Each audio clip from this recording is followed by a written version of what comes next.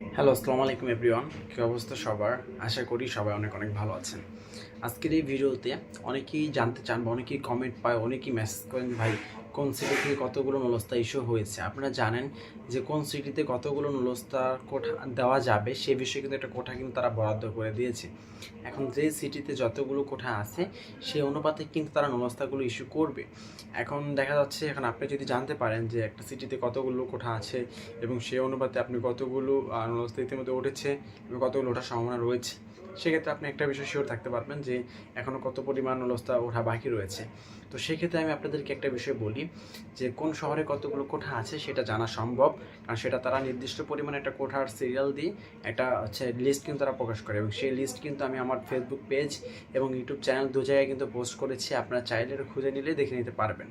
এছাড়া আর চাইলে আপনারা আমি মেসেজ করবেন বা কমেন্ট করবেন, আমি সেখানে আপনাদেরকে দিয়ে দিব।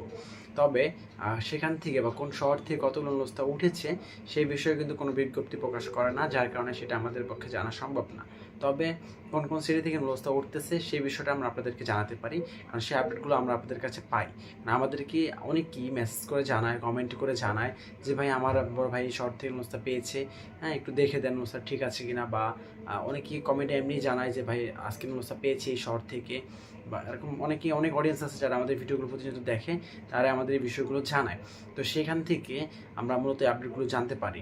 তো সেই ধারাবাহিকতায় যদি বলতে চাই, এগ্রিকালচার ক্যাটাগরিতে বা কৃষি ক্যাটাগরিতে বর্তমানে ইতালির এমন কোনো শহর নেই যেখানে কোঠা বরাদ্দ আছে এবং নুলস্তা উঠতেছে না।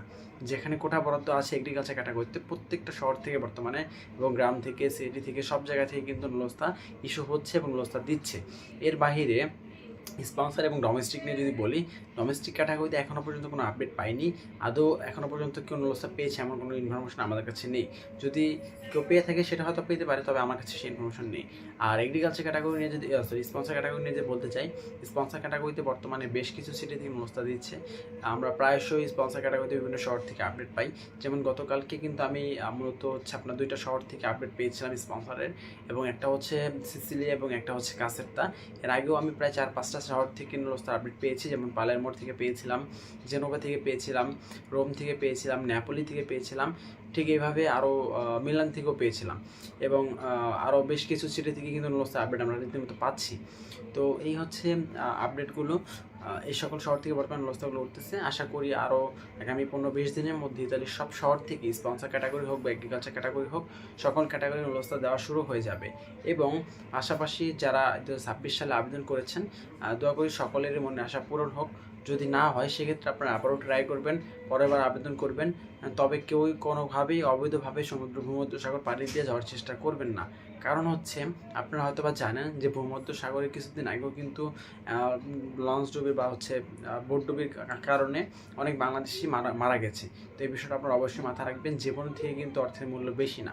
তো সেক্ষেত্রে আপনারা চেষ্টা করবেন পরবর্তীতে আবার আবেদন করার জন্য। এই 2026 সালে আগস্ট মাসে আবারও ক্লিক ডে ঘোষণা হওয়ার সম্ভাবনা রয়েছে। যারা এগ্রিকালচার ক্যাটাগরিতে যেতে চান তারা ওই ক্লিক ডেতে আবার অংশগ্রহণ করতে পারবেন। সেখানেও প্রায় 10-15 হাজারের মতো শ্রমিক নেওয়ার সম্ভাবনা রয়েছে। আর এছাড়া 2027 সালে আবারও আবেদন হবে। সেখানকার আবেদন প্রক্রিয়া সম্ভবত ডিসেম্বর মাসে আবেদন হবে। যদি এই ফ্লোসিতে আপনার নুলস্তা না আসে, সেক্ষেত্রে আপনি আবার আগামী ফ্লোসিতে আবেদন করতে পারেন।